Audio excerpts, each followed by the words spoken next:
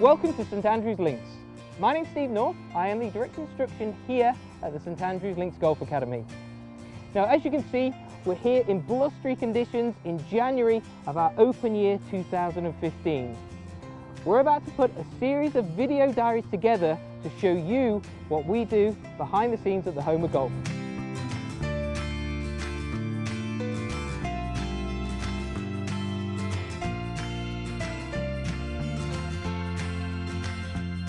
This particular winter things have been pretty good. Had some frost this week, but I mean, some of the work that we've been concentrating on this year has really just been looking at bunker builds, refacing some of the bunkers.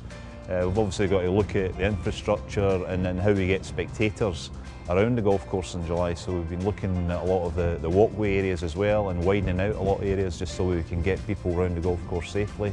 In a year before an open, we really try to minimise the disruption that we put in the golf course.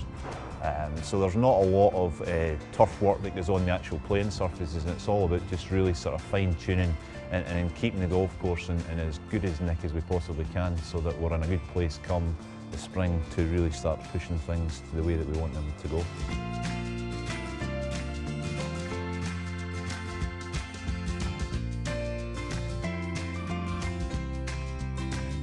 For me personally and at the Golf Academy, we're very fortunate that we invest in some of the very latest technologies which enhances the experience that clients have at the home of golf. So anything from high-speed, high-definition video cameras through to the very best launch monitors, which are TrackMan, force plates, biomechanics systems, you pretty much name it and we have it. So encapsulating everything under one roof, you find it all here at the home of golf. A lot of places and facilities in the UK will tend to be quiet in January, February, March, and then probably October, November, December.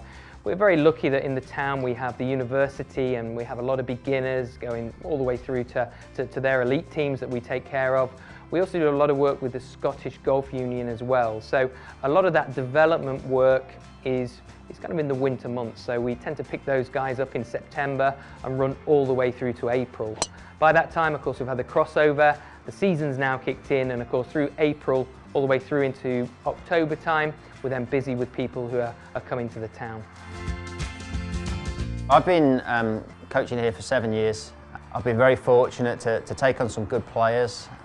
Within the university we've had some really good success with the university teams, especially the ladies team, and some really good success with some of my younger Scottish Golf Union players, notably Bradley Neal. Took him on at the age of 14 and managed to help him progress right the way through to winning the British Amateur Championship this year. So yeah, it's been a great sort of learning experience right the way through. We're working with some great coaches and been fortunate to work with some great players and learn along the way.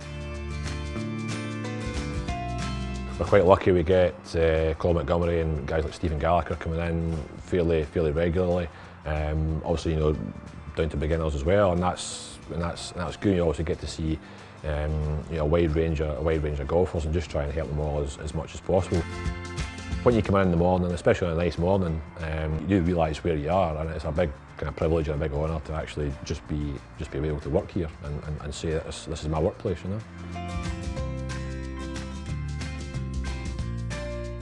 When you're working at the driving range, a lot of people will tend to work on positions and not worry or focus too much on the strike. Now, of course, hitting the ball right out the centre of the club is what gives you the ball speed, and it ultimately allows that ball to carry down the distance you want it to travel. Now, a very simple way to focus on strike is to put two balls outside your object ball. Now, you can see here, for the camera purpose, I've got the two white balls either side of my yellow object ball. Now, if I swing down and strike the ball correctly, I'm going to ensure that centered contact. If I get the ball out of the heel, I'm going to clip the outside of the outside ball, and of course if I come and get a toe strike, I'll move the inside ball. So again, a very simple exercise, but it really hones your striking in there. I'm going to go ahead and hit this one.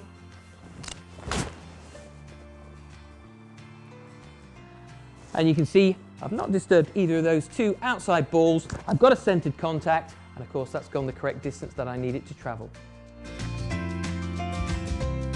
People absolutely love coming to St Andrews. You know, the view from the academy and the whole town as well.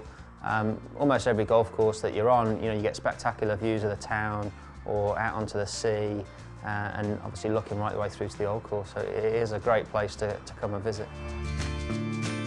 Two things I'm very proud of since joining St Andrews Links 9 years ago. The first of those, from a professional point of view, is the design and ultimately the build of this golf academy, going right through to obviously growing it into the position that we're in currently. You know, the team itself has a great reputation both locally and internationally. So again, I'm very proud of that. On a personal level, I've been fortunate enough to have 3 hole-in-ones since I've been in St Andrews. One of those was in a staff tournament, which I managed to shoot 7 under in, but unfortunately still didn't win the tournament with that score. So very proud of that. I'm still dining off it to this day.